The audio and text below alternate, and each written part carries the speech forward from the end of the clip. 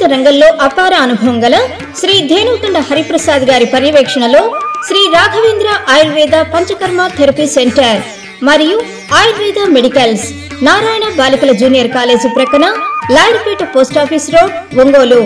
ప్రాచీన కేరళీయ ఆయుర్వేదం సుదీర్ఘ అనుభవం కలిగిన కేరళ ఆయుర్వేద నిపుణులు కలిగిన Shri Raghavendra Ayurveda panchakarma therapy centre.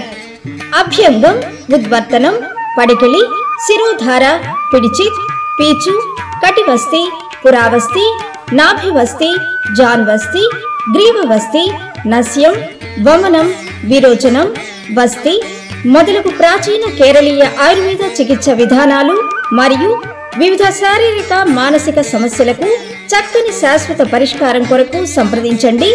Shri Raghavendra Ayurveda panchakarma therapy centre మరియు ఆయుర్వేద మెడికల్స్ నారాయణ బాలికల జూనియర్ కాలేజీ ప్రక్కన లాయర్పేట పోస్టాఫీస్ రోడ్ ఒంగోలు.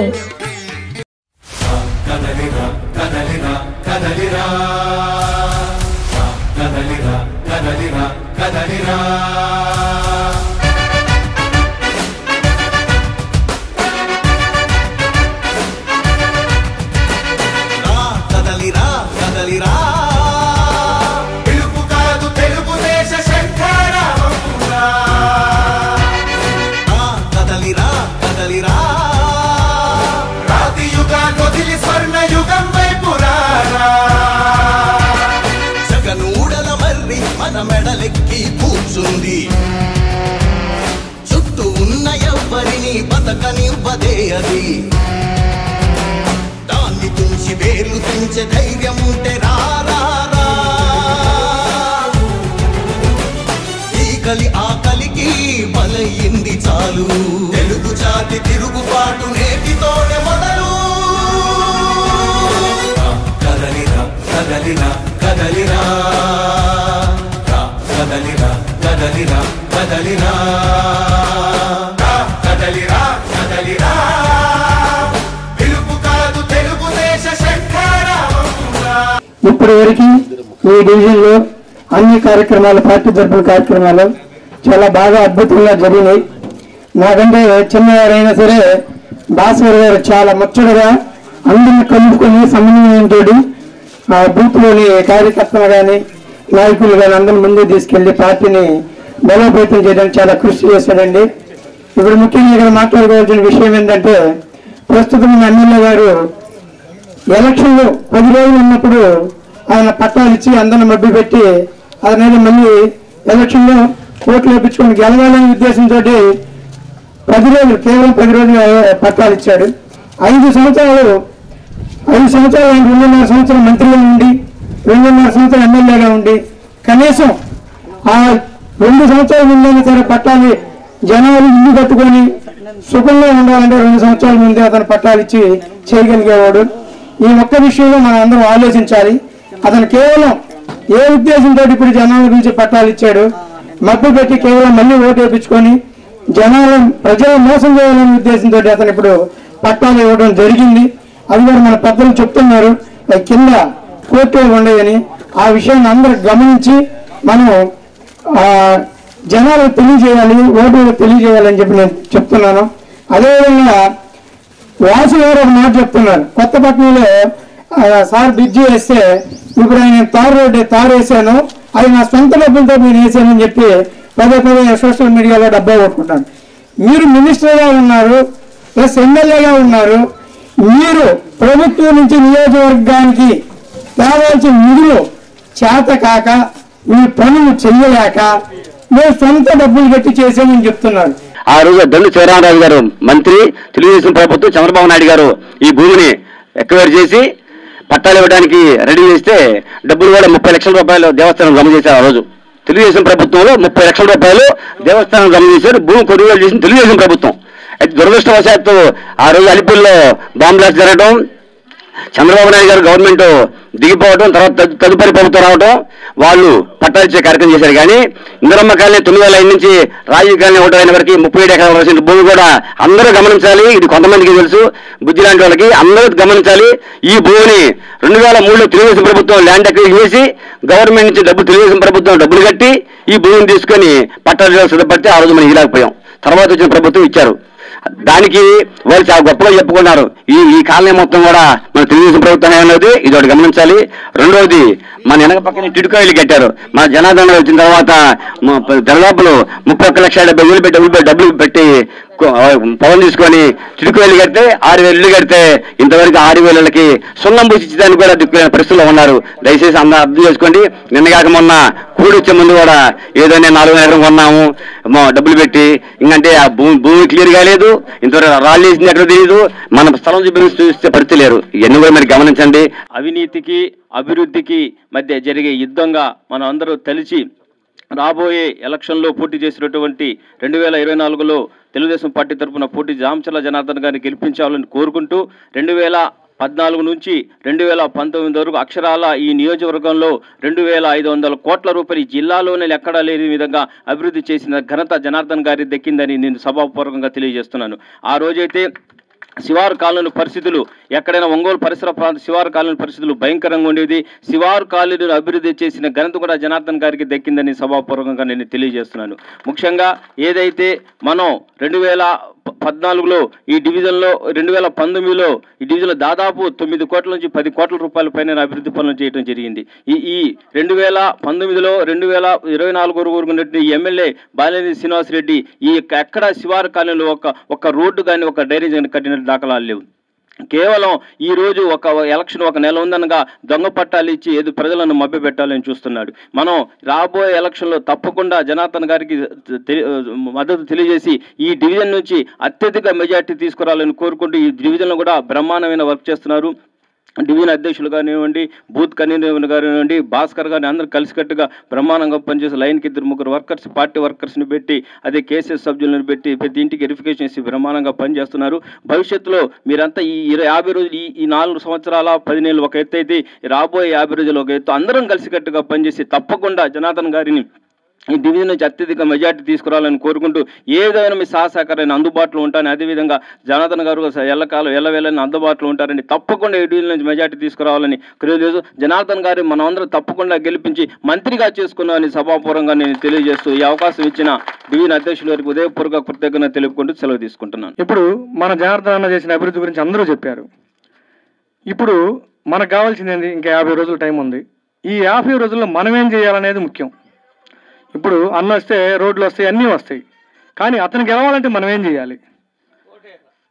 ఓటేయాలా, వేయించాలా? ముందు మనం ఆ పని చేయాలి. ఇంకోటి ఏంటంటే, నేను ఎవరిని బ్లేమ్ చేయట్లేదు, మన బూత్ ఇన్ఛార్జీలని. బూత్ ఇన్ఛార్జీలు కూడా ఒకసారి మీరందరూ ఆలోచించుకోండి. ఏంటంటే, మనం వచ్చేసి ఒక ఇల్లు కట్టడానికి 6 నెలల్లో సంవత్సరం టైం పట్టుద్ది.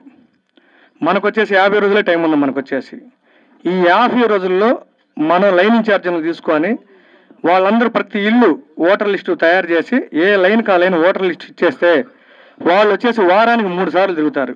ఇంకా 6 వారాలు ఉంది, 6 3 18 సార్లు తిరగచ్చు. అది ఇంకోటి ఏంటంటే, మన బూత్ ఇన్ఛార్జీలు ముఖ్యంగా దృష్టి పెట్టండి. ఆ లైన్ ఇన్ఛార్జీలు కూడా మనం కొంతమందిని పెట్టాం. ఫస్ట్ రోజు వస్తున్నారు, రెండో రోజు ఎగ్గొడుతున్నారు. మనం వారానికి 2 సార్లు పిలుస్తున్నాం మిమ్మల్ని. వారానికి 2 సార్లే, అది గంటే పిలుస్తున్నాం. గంట కూడా పని చేయలేమా చెప్పండి? లైన్ ఇన్ఛార్జీలుగా 3-4 పెడితే ఒక్కొక్కరిలో 2 పాపం తిరిగే వాళ్ళే తిరుగుతున్నారు. ఒక్కసారి ఆలోచించండి. మీటింగ్లు పెట్టినప్పుడేమో జనం ఫుల్గా వస్తున్నారు, మరి పని చేయడానికి పిలిచినప్పుడు ఎందుకు రావట్లేదు? ఫస్ట్ రోజు వస్తున్నారు, ఫోటో దిగుతున్నారు, వెళ్ళిపోతున్నారు. ఇప్పుడు బూత్ ఇన్ఛార్జీలు కూడా మనం సహకరించాలి. మనం సహకరిస్తేనే వాళ్ళు చేయగలుగుతారు. మరి గతంలో చూసుకుంటే మనకి ఇక్కడ మెజార్టీ తక్కువ ఉండేది. మరి ఈరోజు అందరూ కష్టపడి పనిచేస్తామని చెప్తున్నారు. మనం ఆ రిజల్ట్ చూపించినట్టయితే అందరూ సంతోషపడతాం. అదేవిధంగా కార్పొరేషన్కి వచ్చేసరికి ఎన్టీఆర్ కాలనీ 9లోకి వస్తూ ఉంది. ఈ ఎలక్షన్కి వచ్చేసరికి మళ్ళీ అది 10వ డివిజన్ లెక్కలకి వచ్చింది. కాబట్టి ఎన్టీఆర్ కాలనీ కూడా సపరేట్గా ఒక్కో లైన్కి ఒక్కోళ్ళు పెట్టడం జరిగింది. తప్పకుండా నేనేమంటానంటే, పోటీ అనేది మెజార్టీ బలం పెట్టుకోండి. ఆ కాంపిటీషన్ 9లో ఎక్కువ చేస్తారా, 10లో ఎక్కువ చేస్తారా, ఆ డివిజన్లో చేస్తారా, ఈ డివిజన్ పోటీ పడి అభివృద్ధి అనేది అలవాటైన పని, మనకనేది కొత్త కాదు. మరి ఇక్కడ ఈ కాలనీ వాళ్ళందరికీ మనం ఏం చెప్తున్నామంటే, ఒకసారి ఎన్టీఆర్ కాలనీ నమూనాగా తీసుకోండి, మరి ఈ కాలనీ నమూనాగా తీసుకోండి. ఎన్టీఆర్ కాలనీలో ఎక్కడన్నా ఒక మెట్రో అవపడుతుందా అని మనం గర్వంగా చెప్పుకుంటున్నాం ఈరోజు. ఎందుకంటే భవిష్యత్తులో కూడా ఆ విధంగా చేస్తామని చెప్పి తెలియజేస్తూ మీ అందరూ కూడా కష్టపడి పనిచేయాలని కోరుకుంటూ సెలవు తీసుకున్నాం. Thank you. మన వాళ్ళ ఇళ్ల మీదకి వచ్చారు, మన వాళ్ళని కొట్టారు, కేసులు పెట్టారు. మన కుర్రోళ్ళు మనోళ్ళు ఏడు కూడా ఉన్నారు, వాళ్ళ మీద కూడా కేసులు పెట్టి ఇబ్బందులు పెట్టారు. అనేక ఇబ్బందులు పెట్టినా కూడా ఓర్చుకున్నాం, ఎన్నాళ్ళు ఓర్చుకున్నారు. నేను మీకు ఒకటే హామీ ఇస్తున్నా, పోయినసారి మనం అభివృద్ధి కోసం, డెవలప్మెంట్ కోసం ఇట్లాంటివన్నీ కూడా పిచ్చి పనులు మనం ఎప్పుడు చేయలే. ఏదైనా కూడా ఎవరు వస్తే వాళ్ళకి పనులు చేసుకుంటా పోయింది తప్పితే ఎప్పుడు కూడా అధికారం ఉందలే అని చెప్పి, లేకపోతే పోలీసు వాళ్ళు ఉన్నారులే అని చెప్పి ఏదన్నా వేరే వాళ్ళ ఇళ్ళ మీదకి పోవటం, గొడవలు చేయటం ఇవన్నీ కూడా మనం చేయలే. కానీ రేపు మాత్రం, రేపు వచ్చేది మన ప్రభుత్వమే. ఎవడెవడు అతిగా చేశాడో, ఎవడెవడు మీ ఇళ్ళ మీదకి వచ్చి మీ ఆస్తుల మీద కానీ మిమ్మల్ని మీద కానీ ఇబ్బంది పెట్టారో వాళ్ళని మాత్రం ఖచ్చితంగా వదలం. నేను చెప్తున్నాను, వచ్చిన మరుక్షణం వాడు ఎవడెవడు ఏం పని చేశాడో, ఎవడైతే మన ఆస్తులు పీక్కున్నాడో, ఎవడెవడు కొంతమంది, నేను మొన్న ఎక్కడో ఒక కాలనీకి వెళ్తే ఇక్కడ ఉండే కాలనీ ఆమెను బలవంతంగా బయటికి వేసేస్తే పోయి కూతురు దగ్గర ఉంటుంది. అంటే దౌర్జన్యానికి హద్దు గిద్దు లేకుండా ఆవు బట్టి ఉండారు అంతా కూడా. అట్లాంటి వాళ్ళను మాత్రం వదిలిపెట్టేది లేదు. ఖచ్చితంగా వాళ్ళు ఏదైతే తప్పులు చేశారో వాళ్ళని అనుభవించి తీరుతారని చెప్పి కూడా ఈ సభాముఖం మీ అందరికి కూడా నేను తెలియజేస్తా ఉన్నా. అదేవిధంగా రెండో విషయం వచ్చేసి, మనం ఇక్కడ ఒకసారి ఆ పార్కు కోసం మనం కమ్యూనిటీ హాల్ కావాలని చెప్తే ఆ రోజు రోడ్డు ఎమ్మిడి పక్క మన వాళ్ళ పేదవాళ్ళు ఏదన్నా మాట్లాడుకోవాలన్నా, ఇట్లా కూర్చొని చేసుకోవాలన్నా, చిన్న ఏదైనా ఫంక్షన్ చేసుకోవాలన్నా ఉంటుందని చెప్పేసి దానికోసం ప్లేస్ పెట్టాం. దాన్ని కూడా కబ్జా చేసే పరిస్థితిలో ఈరోజు రాత్రికి రాత్రే ఏదో వేయబోతున్నారు. వేసి దాన్ని కూడా కాజేయాలని చూస్తున్నారు. ఎవడు కాజేసినా కూడా రేపు పగలగొట్టైనా సరే అక్కడ కమ్యూనిటీ హాల్ కడతాం, అది ఖచ్చితంగా జరుగుతుంది. ఈలోపు ఎన్ని కట్టెలు పెట్టుకొని ఎన్నైనా చేయని సుఖానందం పడ్డట్టు ఈరోజు 2 రోజులకు ఆనందపడటం తప్పితే రేపు అనే దాంట్లో ప్రజలకు ఉపయోగపడే ప్లేస్ అది. వాళ్ళు ఇష్టారాజ్యంగా దోచుకోవటానికి మనం చూస్తూ ఉండేదిలే. కాకపోతే ఇక్కడ ఉండే వాళ్ళకి శక్తి సరిపోయి ఉండకపోవచ్చు, ఎందుకంటే వాళ్ళు చేసే పనులు కానీ ఇవన్నీ కూడా ఇబ్బందులు ఉండొచ్చు. కాబట్టి రేపు వచ్చినప్పుడు, ప్రభుత్వం వచ్చినప్పుడు దాన్ని ఏం చేయాలో మనం చూస్తాం. ఆ రోజు ఈ అధికారులు కాదు, పోలీసు వాడు కాదు, ఎవడు కూడా ఏమీ చేయలేరని చెప్పి కూడా నేను ఈ సందర్భం మీకు తెలియజేస్తున్నా. ఇందాక మన ఇతను మాట్లాడుతూ కూడా వాళ్ళ మెయిన్ రోడ్లో వాళ్ళ ఇల్లు ఉంటే, షాప్ ఉంటే, ఎల్లో రంగేసిన దానికి ఆయనకు కావాల్సిన పెన్షన్లు, రేషన్లు, ఆయనకి సంబంధించినవి అన్నీ కూడా తీసేసి ఆయనకి రావాల్సిన బెనిఫిట్స్ ఇచ్చారంటే అంటే ఏ అహంకారంగా ఉన్నారనేది మనం గుర్తుపెట్టుకోవాలి. ఈ రకంగా మనం ఆ రోజులు కానీ 14లో మనం పనిచేసి ఉంటే ఈరోజు ఎంతమందికి ఇబ్బందులు పడేవాళ్ళో మనం గుర్తించుకోవాలి. ఎప్పుడు కూడా అధికారం అనేది అప్ అండ్ డౌన్స్ వస్తూ ఉంటుంది. వచ్చినప్పుడు ప్రభుత్వాలు మారుతూ ఉంటాయి. ప్రభుత్వాలు మారినా కూడా మనం ఏం చేసామో, అప్పుడు పొరపాట్లు ఏం జరిగినాయో దాన్ని రెక్టిఫై చేసుకొని ఇంకా పనులు ఎక్కడ ఆగిపోయినాయో చూసి దాన్ని కంటిన్యూ చేసినప్పుడే వాళ్ళు నాయకులు అవుతారు, కరెక్ట్గా అందరికి ఉపయోగపడతాయి. అంతేగాని ఇష్టారాజ్యంగా ఈరోజు నేను గమనిస్తూ ఉన్నా, మన వాళ్ళు ఎవరన్నా వచ్చి 2 నిమిషాలు నాతో మాట్లాడగానే ఇమీడియట్గా వాళ్ళ ఇంటికి వెళ్ళిపోతున్నాడు. ఎవరు? బుడ్డోడు వెళ్ళిపోవటం. అతనికి మరీ ఎంత దారుణం అంటే బెదిరియటం, లేకపోతే 5 లక్షలు ఇస్తానంటాం, 10 లక్షలు ఇస్తానంటాం. ఇదిగో మన అమ్మాయి దగ్గర కూడా పోయి ఉండారు, సునీత దగ్గరికి కూడా పోయి సునీతని విపరీతంగా టార్చర్ చేశారు. ఇట్లాగా అభిమానం మీద, మన మీద ఒక గౌరవం మీద, పార్టీ మీద కానీ మన మీద కానీ ఉంటేనే అలా ఉంటారు తప్పితే ఈ రకంగా బెదిరింపులు ఎన్ని రోజులు బెదిరిస్తాడు? అతను ఎవరు నియంత? అతను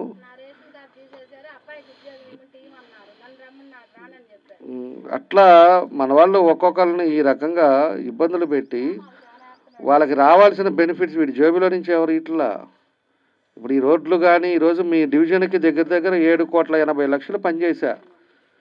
15 సార్లు 20 సార్లు ఎమ్మెల్యే, 5 సార్లు 4 సార్లు అనుకోవటం కాదు. ఇక్కడ ఏం చేశాడో చెప్పాల్సిన బాధ్యత ఉంది.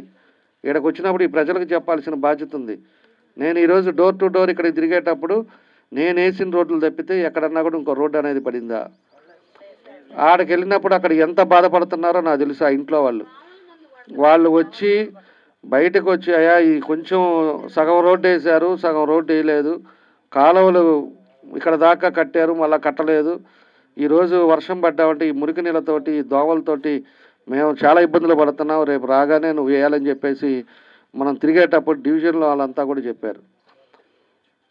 అందుకని మేము ఖచ్చితంగా చెప్తున్నాం, రేపు వచ్చిన తర్వాత పేదవాళ్ళు ఉండే ప్లేస్ ఇది. వాళ్ళు ఎప్పుడు కూడా బయటికి వెళ్ళి పని చేసుకొని సాయంత్రానికి వచ్చి కష్టం చేసుకునేవాళ్ళు.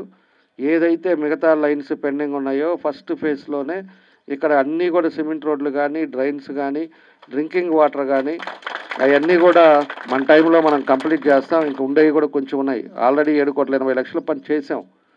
ఇంకా మిగతా ఏ అయితే ఉన్నాయో అవి కూడా కంప్లీట్ చేస్తాం. మళ్ళా రేపు ఎప్పుడో మనం వచ్చినప్పుడు మాత్రం ఇక్కడ ప్రజలు కూడా మనం ఏం అడగకూడదు. కొంతమంది ముసలి వాళ్ళకి పెన్షన్ తీశారు కావాలని చెప్పి, తెలుగుదేశం అని చెప్తే వాళ్ళకి పెన్షన్లు ఉండవు.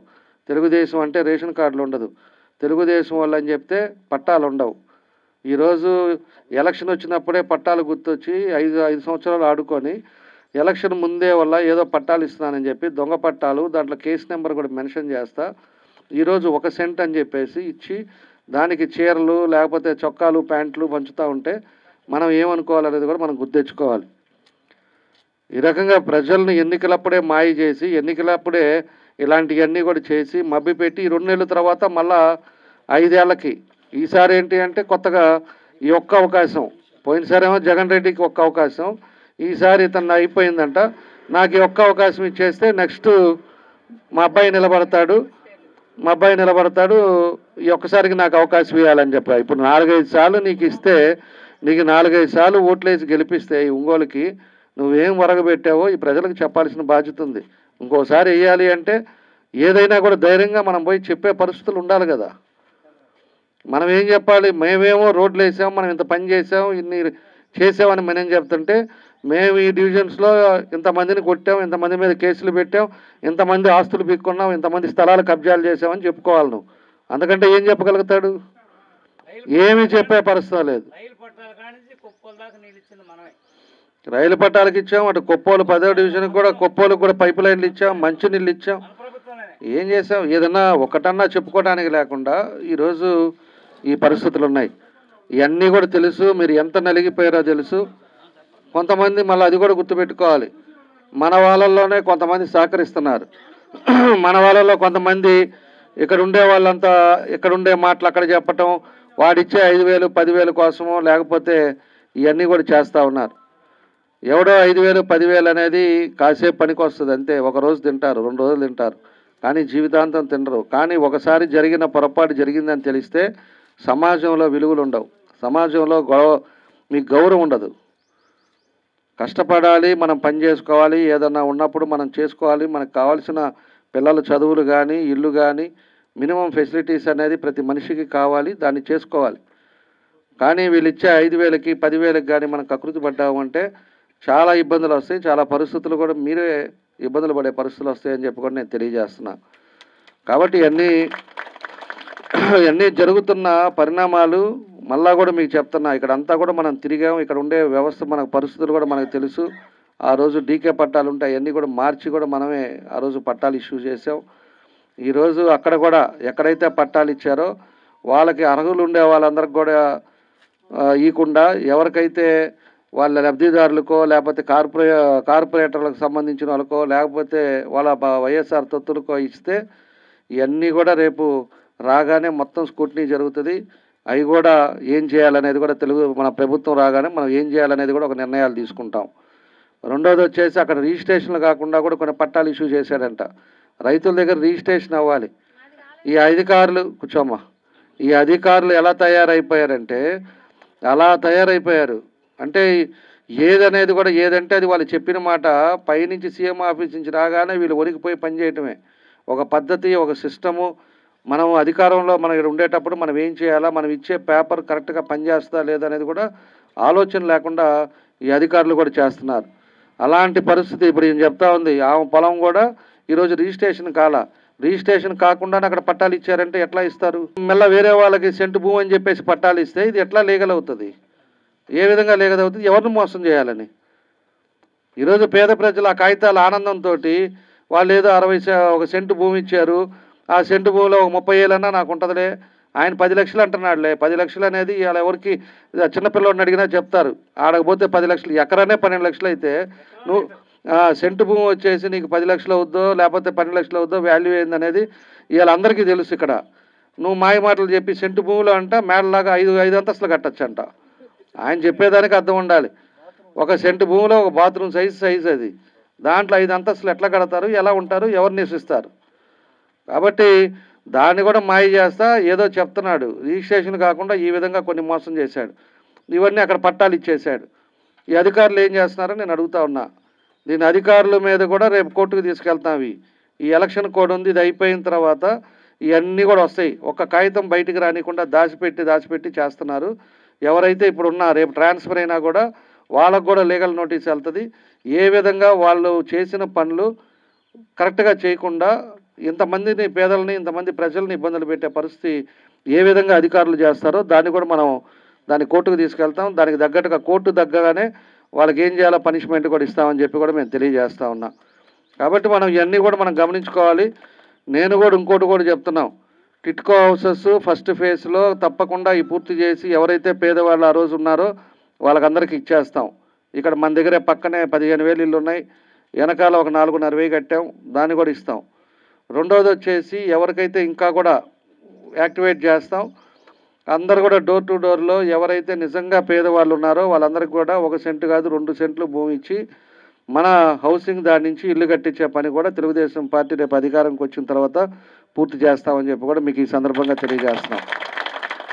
మేమంతా కూడా ఎన్నికలు వచ్చినప్పుడు ఇలాంటివన్నీ మాకు అవసరం లే.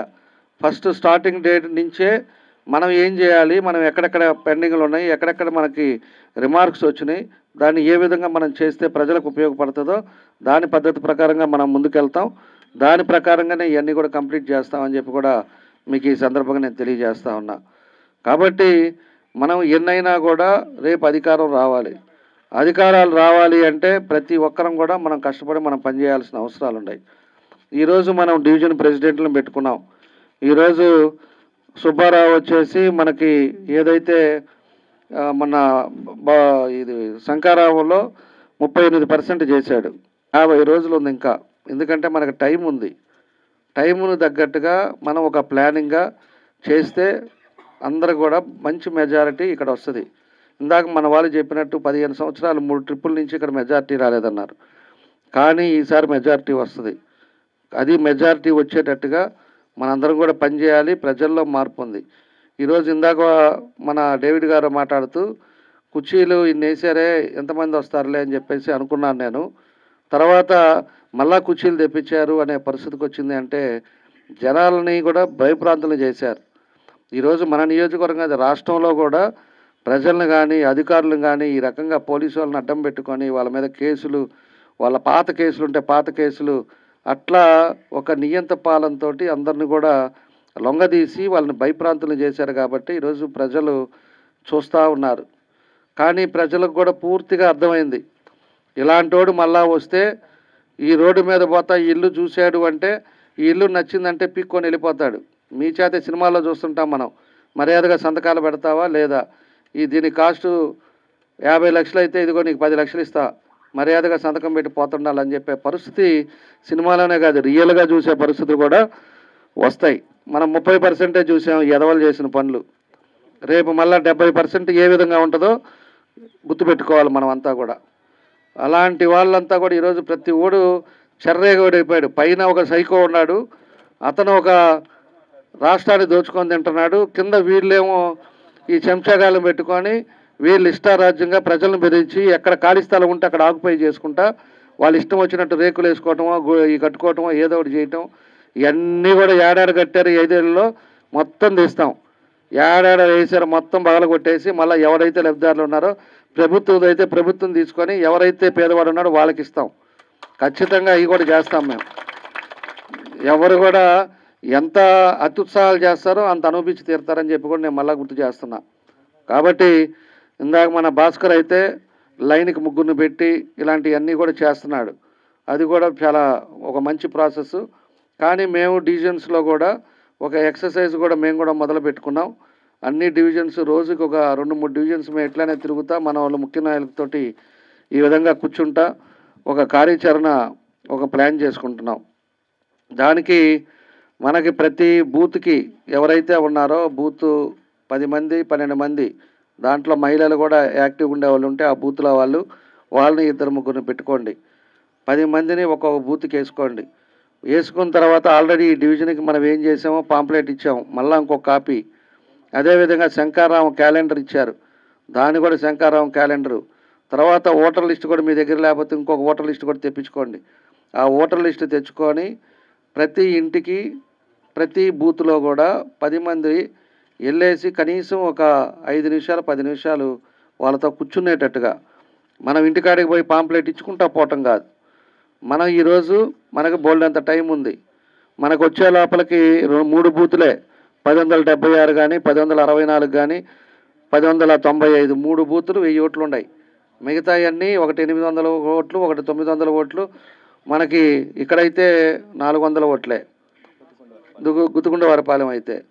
కాబట్టి ఏదైతే 10 మందిని మంచి వాళ్ళని వేసుకొని వాళ్ళంతా కూడా సాయంత్రం మీరు పొద్దున పని చేసుకున్నా కూడా సాయంత్రం ఒక 6 గంటలకో లేకపోతే 7 గంటలకో 2 గంటలు పని చేయండి. 2 గంటలు కూడా 30 ఇళ్ళు 35 ఇళ్ళు తిరగండి. ఒకరోజే అన్నీ తిరగబల్లా 35 ఇళ్ళు ఓటర్ లిస్ట్ పెట్టుకోండి. ఓటర్ లిస్టు ప్రకారంగా ఆ ఇంటికి వెళ్ళి కూర్చొని మీరు నీట్గా వాళ్ళకి ఎక్స్ప్లెయిన్ చేయండి. రేపు ప్రభుత్వం వస్తే ఈ 6 పథకాలు వస్తాయి. మన డివిజన్లో ఎన్ని కోట్ల పని చేసాం, ఇంకా రేపు చేయాల్సిన పనులు ఏమైనా ఉంటే మనం అవి కూడా పూర్తి చేస్తాం. అదేవిధంగా రాష్ట్రంలో మన ఏం పరిస్థితి ఎలా ఉంది, ఈరోజు ఒంగోలులో పట్టాల పరిస్థితి ఏంది, ఏ విధంగా పట్టాలు దొంగ పట్టాలు ఇచ్చారు, ఏ విధంగా ప్రజలను మోసం చేస్తున్నారు. అదేవిధంగా ఎక్కడైతే బ్రాహ్మణ సైట్లు ఉన్నాయి లేకపోతే వేరే వాళ్ళు వైశ్య సైట్లు ఉన్నాయి, ఎవరి సైట్లు కబ్జాలు జరిగినాయి. అదేవిధంగా దొంగ స్టాంపులు స్టేట్లోనే ఎక్కడ లేకుండా మన దగ్గర దొంగ స్టాంపులు ఏ విధంగా క్రియేట్ చేసి ఎంతమంది పేద ప్రజలను ఇబ్బందులు పెట్టారు. ఇలాంటివన్నీ కూడా ఒక 10 నిమిషాలు 5 నిమిషాలు వాళ్ళతో మాట్లాడండి. మాట్లాడేసి ఆ ఇంట్లో ఉండే ఓటర్ లిస్టు ప్రకారంగా కూడా ఓట్లు 4 ఓట్లు ఉంటే 4 ఓట్లు ఉన్నాయా లేవా మన ఓటర్ లిస్టు ప్రకారంగా టిక్ కొట్టుకొని మన డోర్ నెంబర్లో. అదేవిధంగా వాళ్ళ పిల్లలు ఎవరన్నా బయట హైదరాబాద్లో ఉంటే ఒక రకంగా రాసుకోవటం, అదేవిధంగా బెంగళూరులో ఉద్యోగం చేస్తుంటే అది కూడా రాసుకోవటం, లేదు అందరూ ఇక్కడే ఉన్నారా లేదా అనేది తెలుసుకోవటం. తర్వాత శంకర్రాముది ఓటీపీది కూడా ఇంటికి కొట్టామా లేదా, ఆ ఇంటిది కూడా ఓటీపీ కొట్టి కలిసినట్టు దాన్ని కూడా ఓటీపీ పెట్టుకోవటం. దాని పద్ధతి ప్రకారంగా రోజు ఒక 40 ఇళ్ళు మీరు ప్లాన్ చేసుకుంటే కరెక్ట్గా ఒక 5-6 రోజుల్లో అన్ని బూతుల్లో కూడా మన వాళ్ళందరూ కూడా ప్రజల్ని ఇన్ డెప్త్గా కలిసిన వాళ్ళు అవుతారు. ప్రజల్ని ఎప్పుడైతే మనం కన్విన్స్ చేస్తామో, ప్రజల్ని మనం కలుసుకుంటామో ఖచ్చితంగా కూడా మనం మంచి పనులు చేసాం, మనం చెడ్డ పనులు చేయాలా, ఎవరిని ఇబ్బంది పెట్టాల, మనం ధైర్యంగా పోయి వాళ్ళ ఇంటికి పోయి కూర్చొని మనం చెప్పే పరిస్థితిలో ఆ రోజు ఉండే పరిస్థితిలో మేము కూడా అలానే చేసాం. కాబట్టి ఇవన్నీ కూడా మీరు గుర్తుపెట్టుకొని మనం చేసిన పనులు ఇబ్బందులు అవన్నీ కూడా తెలియపరచండి. కొంతమంది తీవ్రవాదులు మన దగ్గర ఉన్నారు కాబట్టి ఎవరన్నా కూడా మా ఇంటికి రావద్దు లేకపోతే మేము ఓటీ చెప్పనంటారో సపరేట్గా 10 మందిలో ఒకరు బుక్ తీసుకొని పోండి, ఒకటి ఓటర్ లిస్టు తీసుకెళ్ళండి. ఓటర్ లిస్టులో చెక్ చేసుకోండి. ఎవరైతే కూడా మా ఇంట్లోకి రావద్దు అంటారో వాళ్ళ ఇంటి నెంబరు, అదేవిధంగా వాళ్ళ ఎవరైతే ఉన్నారో వాళ్ళ పేరు కూడా మీరు బుక్లో రాసుకోండి. అదేవిధంగా ఓటీఎఫ్పి ఎవరు చెప్పనంటారో వాళ్ళ పేరు కూడా రాసుకోండి. అక్కడ రానన్నప్పుడు మనం పోవాల్సిన పనిలే, పక్కింటికి వెళ్ళండి. అట్లా రోజుకి 40 ఇళ్ళు మీరు మానిటరింగ్ చేయండి. ఖచ్చితంగా మీ డివిజన్లో మెజారిటీ ఎందుకు రాదో ఆ రోజు నేను చూస్తానని చెప్పి కూడా మీకు తెలియజేస్తా ఉన్నా. ఇది ఒక వారం రోజులు 10 రోజులు టార్గెట్ పెట్టుకొని మీరు ఇది కంప్లీట్ చేస్తే ప్రతి ఇంటిలో వాళ్ళనంతా కదిలించిన వాళ్ళు అవుతాం. ప్రతి ఇంట్లో కూడా మనం ఏం చేయబోతున్నాం ఏందనేది కూడా చెప్పగలుగుతాం. ప్రతి ఇంట్లో ఎన్ని ఓట్లు ఉన్నాయి, ఓట్లు ఇక్కడే ఉన్నారా లేరా, బయట ఉన్నారా, అమెరికాలో ఉన్నారా, ఎక్కడ ఉన్నారో, ఓటుకు వస్తారా లేదా అనేది కూడా తెలుసుకుంటాం. అదేవిధంగా ఎవరైనా కూడా కొత్త ఓటు వచ్చేది ఎవరికన్నా ఉన్నా కూడా అది కూడా తెలుసుకుంటాం. వాళ్ళు ఏదన్నా ఇబ్బందులుండి ఏదైనా చెప్పినవి కూడా ఆ డైరీలో రాసుకుంటాం.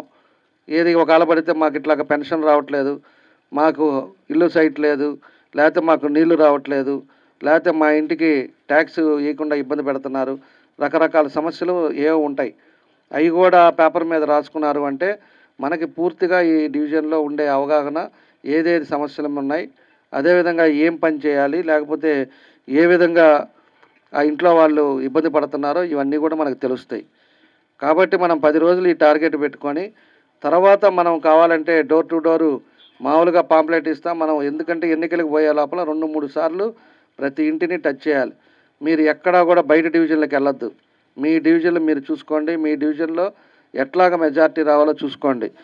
అందులో దీనికి కూడా మనం మస్తాన్ మన కొంతమందికి ఉదయ్ కుమార్ రెడ్డి కానీ, సాదినేని సురేష్ కానీ, నాగేశ్వరరావు కానీ, గోసు కృష్ణ కానీ, రాపూర్ సీన్ కానీ, మస్తాన్ వలి కానీ, వీళ్ళందరినీ కూడా నా బూతే నా బాధ్యత అనేది కూడా వాళ్ళ సీనియర్లను కూడా పెట్టాం. చెప్పింది కదా, ఆయనే చెప్పింది.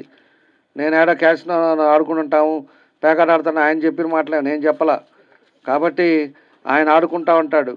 మన వాళ్ళు కూడా ఎవరన్నా పోయి ఏదన్నా మీరు రోడ్డు రాలేదు, నీళ్ళు రాలేదు అంటే మీరు శ్రీలంకనో లేకపోతే గోవాకో మీరు వెళ్ళాల్సి వచ్చే పరిస్థితి వస్తుంది. మళ్ళీ ఫ్లైట్ టికెట్లు ఇవన్నీ కూడా ఎంత అవుతుందో మీరు కూడా ఆలోచించుకోండి. వాళ్ళు ఇచ్చే చీర షర్టో ప్యాంటో చూసుకొని ఇవాళ మురిసిపోయి వేస్తే ఓటు, రేపు అతని కోసం ఏదైనా పని పడితే ఆడకు పోవాలి. ఆడకు పోవాలంటే పోవటానికి ఒక 15,000, రావడానికి ఒక 15,000, రూమ్కి ఒక 10,000, మొత్తం 50,000 ఖర్చు పెట్టుకొని వెళ్తే కానీ ఆడ దొరుకుతాడో లేదో, ఆయన బిజీగా ఉండి అప్పుడు ఆ మూడ్లో ఉంటాడో ఏమో మీరంతా కూడా ఆలోచించుకోండి. ఎందుకు చెప్తున్నారా, ఇవన్నీ ఆలోచించుకొని మంచి చెడు ఆలోచించుకోండి. ఇక్కడ ఉండే పరిస్థితులు ఎందుకు చెప్తున్నానంటే చాలామంది నలిగారు, మన వాళ్ళు చాలామంది ఇబ్బంది పడ్డారు. ఇవన్నీ కూడా మీరు ఆలోచించుకొని వేసే కమిటీ తిరిగే వాళ్ళు మంచి వాళ్ళని చూసి వేయండి. దానికి తగ్గట్టుగా మీరు కష్టపడండి. రేపటి నుంచే మొదలు పెట్టండి. వాళ్ళ సాయంత్రం కూర్చొని కమిటీలు వేసుకొని ప్రతి ఇంటికి పోండి. రానోళ్ళవి కూడా నోట్బుక్ కూడా భాస్కర్ 6 పుస్తకాలు ఇవ్వు, 6 పుస్తకాలు పెన్ను ఇచ్చేసి ఏ రోజు ఆ రోజు రాసుకోండి. ఎంత కూడా నువ్వు మానిటరింగ్ చేయి. అదేవిధంగా మనోడు డివిజన్ ప్రెసిడెంట్ ఉన్నాడు కాబట్టి మునేంద్ర కూడా చూస్తాడు. ఇంకా బయట నుంచి కూడా వేరే వాళ్ళని కూడా ఒక 2 కమిటీ వేస్తాం. కాబట్టి మీరు అందరూ కలిసి సీరియస్గా పనిచేయండి. ఎవరికి భయపడబడలే. ఎలక్షన్ కోడ్ ఉంది. వాలంటీర్ కానీ లేకపోతే పోలీసు వాళ్ళు కానీ ఎవరైనా ఫోన్ చేస్తే నాకు ఫోన్ చేయండి. మన పాత కేసులు లేకపోతే ఎప్పుడో 2 సంవత్సరాల కేసులు ఎవరైనా ఫోన్ చేస్తే కూడా నాకు ఫోన్ చేసి చెప్పండి, నేను కూడా వస్తాను స్టేషన్కి. అదేవిధంగా వాలంటీర్లు వచ్చి ఇంకా కూడా ఈ వైఎస్ఆర్కి వేయండి అని చెప్పేసి ఆ పథకాలు ఈ పథకాలు అంటే ఫోటోలు తీసి వీడియో తీసి పంపండి. మీ సెల్లులకి ఏమన్నా ఫోన్ చేస్తే కూడా దాన్ని కూడా రికార్డ్ చేసి పంపండి. వాళ్ళు ఇమ్మీడియట్గా సస్పెండ్ చేస్తారు. వాళ్ళ ఉద్యోగాల నుంచి కూడా ఇంకా ఉద్యోగాలు కూడా ఉండవు. మేము కూడా రోజు చెప్తానే ఉన్నా, వాలంటీర్లు కూడా అత్యుత్సాహం వద్దు. ఇప్పుడు దాకా చేసింది చాలు, మీరు పెత్తనాలు ఇంట్లో కూర్చోండి ఈ 2 నెలలు. అంతేగాని ఇంకా మళ్ళీ బెదిరించి మేము అది ఇది అని అన్నారంటే మాత్రం మీకు ఉద్యోగాలు ఉండవు. మళ్ళీ ఇదివరకు పనిచేసే పరిస్థితులు మీకు వస్తాయి. రేపు వస్తే కూడా తెలుగుదేశం పార్టీ వస్తున్న తర్వాత కూడా ఈ వాలంటీర్ వ్యవస్థ కూడా అలానే ఉంటుంది. వాళ్ళల్లో ఎవరైతే అతిగా ఉన్నారో మొత్తాన్ని రిమూవ్ చేస్తాం. కష్టపడి పనిచేసే వాళ్ళని మళ్ళీ కంటిన్యూ చేసుకుంటాం. కొత్త వాళ్ళని మనం అంతా కూడా పెట్టుకుంటాం. కాబట్టి ఇవన్నీ కూడా వాలంటీర్లు కానీ ఎవరైతే గవర్నమెంట్ ఉద్యోగస్తులు ఉండాలో ఇవన్నీ కూడా ఆలోచించుకోండి. పోలీసులు కూడా ఈ మధ్య మళ్ళీ కొంత వాళ్ళని వీళ్ళని ఎవరన్నా పార్టీలో చేరగానే పోలీసు వాళ్ళు పిలుస్తున్నారు పాత కేసులని. వాళ్ళ మీద కూడా ప్రైవేట్ కేసు అయిపోతున్నాం. ఎందుకంటే ఎప్పుడూ లేని పద్ధతి లేకుండా ఎప్పుడో పాత కేసులు ఇప్పుడు పిలిచేది ఏంది? ఎన్నికలప్పుడు పిలిచి ఎన్నికలప్పుడల్లా స్టేషన్కి రా అంటాం. కొంతమంది ఉన్నారు అత్యుత్సాహం వాచ్మెన్ లాగా పనిచేస్తున్నారు. వాళ్ళకి ఆ డ్రెస్ కూడా పీకేస్తే అప్పుడు కరెక్ట్గా పనిచేస్తారు. కాబట్టి వాళ్ళ మీద కూడా ప్రైవేట్ కేసు వేసి ఈ రకంగా పార్టీకి వాళ్ళందరినీ కూడా ఇబ్బంది పెడుతున్నాడని చెప్పి ప్రైవేట్ కేసు వేస్తాం. వాళ్ళు కూడా ప్రైవేట్ కేసు వేసి ఎందుకు ఇప్పుడు పిలుస్తున్నారు అనేది ఇంకా 2-3 ఇష్యూస్ నిన్న మొన్న ఒక 2 పిలిచారు. ఇంకా ఇవాళ రేపు చూస్తాం. వాళ్ళని కూడా పిలిచింది ఎందుకు పిలిచారో చూసి వాళ్ళ మీద కూడా ప్రైవేట్ కేసు వేస్తే ప్రైవేట్ది ఉంటుంది. కాబట్టి మనం అందరం కూడా మీ అందరూ కలిసి పనిచేయండి. మీ అంతా కూడా యూనిటీగా ఉండాలనే మనం ఈరోజు మళ్ళీ ఈ ప్రోగ్రాంలు పెట్టుకున్నాం. ఒకసారి తిరిగినా కూడా మళ్ళీ మీకు ఒకసారి చెప్దాం ఏ విధంగా చేస్తే 4 ఓట్లు వస్తాయి. మనకు టైం ఉంది కాబట్టి ఏ విధంగా కలిసి పని చేసుకోవాలని చెప్పి ఉద్దేశంతో మనం ఈ ప్రోగ్రాం పెట్టాం. కాబట్టి మీరు కొంతమంది అత్యుత్సాహాలు చూపిస్తా వాళ్ళ దగ్గర ఏదో 5,000 10,000 తీసుకొని ఆడ ఏడ ఈ పిచ్చి పనులు చేయగాకండి. ఆ డబ్బులు వచ్చినా కూడా వరగవు. గుర్తుపెట్టుకోండి, అవినీతి డబ్బులు అవి. అతనేం కష్టపడి సంపాదించిన డబ్బులు కాదు. ఆడ ఈడ పేదవాళ్ళ ఈ పొలాలు దోచుకున్న డబ్బులే మీకు ఇచ్చేది. ఆ డబ్బులు తీసుకొని మళ్ళీ మీరు ఏదో తీసుకుందామన్నా కూడా దేనికి పనికిరావు. దానివల్ల మళ్ళీ ఇబ్బందులు అనేది వస్తాయి. కాబట్టి ఇవన్నీ కూడా మీరు గుర్తుపెట్టుకొని రేపు ఎలక్షన్లో కూడా 5,000 ఇస్తాం 10,000 ఇస్తాం. ఇంకొక అతను కూడా వచ్చాడు కదా, పుష్ప ఒక అతను వచ్చాడు ఇవాళ. ఆ పుష్ప ఏమో ఆడంతా స్మగ్లింగ్లు చేసేవాడు. ఆయన లోళ్ళు దింపాడు ఇప్పుడు కుక్కర్లు అని చెప్పి ఏందో హాట్ బాక్సులు గిన్నెలు అని చెప్పేసి. ఇవన్నీ కూడా అతను కూడా వచ్చున్నాడు. అతను కూడా చూసుకోండి, మీరు గుర్తుపెట్టుకోండి. ఎవరైతే వీళ్ళందరూ అవినీతి డబ్బులు అవినీతి మయమైపోయి ఈరోజు ఎక్కువ డబ్బులు సంపాదించి అర్థం కాకుండా ఈరోజు విచ్చలవిడి అయిపోయింది. కాబట్టి ఇవన్నీ కూడా గమనించుకొని మంచి చెడు ఆలోచించుకొని అందరూ కలిసికట్టుగా మీరు పనిచేయాలని చెప్పేసి కూడా మీ అందరికి కూడా తెలియజేస్తా ఉన్నా. కాబట్టి దీనికి సీనియర్లు కూడా మన కృష్ణమూర్తి గారు కానీ, మన డేవిడ్ గారు కానీ, లేకపోతే అదిగో రమేష్ కానీ, ఇంకా ఎవరున్నారో వాళ్ళను కూడా ప్రతి బూత్కి ఒకరినొకరిని పెట్టి వాళ్ళని కూడా మీరు తిరిగేటప్పుడు అందరూ 10 మంది రాసి పంపిస్తావు, వాళ్ళని అడిగి పెట్టు. ఎవరైతే తిరగరో నాకు మళ్ళీ నెక్స్ట్ రోజు ఎందుకు తిరగట్లేదు అనేది కూడా నాకు పెట్టండి. ప్రతిరోజు పార్టీ ఆఫీస్ ఒక మానిటరింగ్ సెల్ పెడతాం. అక్కడ మానిటరింగ్ సెల్కి మీరంతా కూడా రిపోర్ట్ చేసే పద్ధతి చేస్తాం. ఎవరు తిరుగుతున్నారు, ఎవరు తిరగట్లేదు, తిరిగినప్పుడు అక్కడ రెస్పాండ్ ఏంటి, అక్కడ ఏమైనా ఇబ్బందులు ఉన్నాయా ఏంది అనేది కూడా మనం తెలుసుకుందాం. కాబట్టి 10 రోజులు ఇది ఎక్సర్సైజ్ చేయండి. తర్వాత మళ్ళా వచ్చి ఒకసారి కాసేపు కూర్చుందాం. ఎందుకంటే 50 రోజులు ఉంది కాబట్టి మళ్ళీ 2-3 సార్లు మనం కలిసే విధంగా మన అందరం కూడా మాట్లాడుకుందాం. కలిసికట్టుగా పనిచేయండి. మంచి రోజులు తీసుకొచ్చే పద్ధతిలో మీరంతా కూడా కష్టపడండి అని చెప్పి ఈ సందర్భంగా తెలియజేస్తూ, అటుపక్క ఎవరైతే ఏ విధంగా ఉందో అనేది కూడా మీ అందరూ కూడా గమనించుకోవాలని చెప్పి మరోసారి మీ అందరికి కూడా తెలియజేస్తూ, మీ అందరికీ పేరు పేరున నా నమస్కారాలు తెలియజేస్తూ సెలవు తీసుకుంటున్నాను.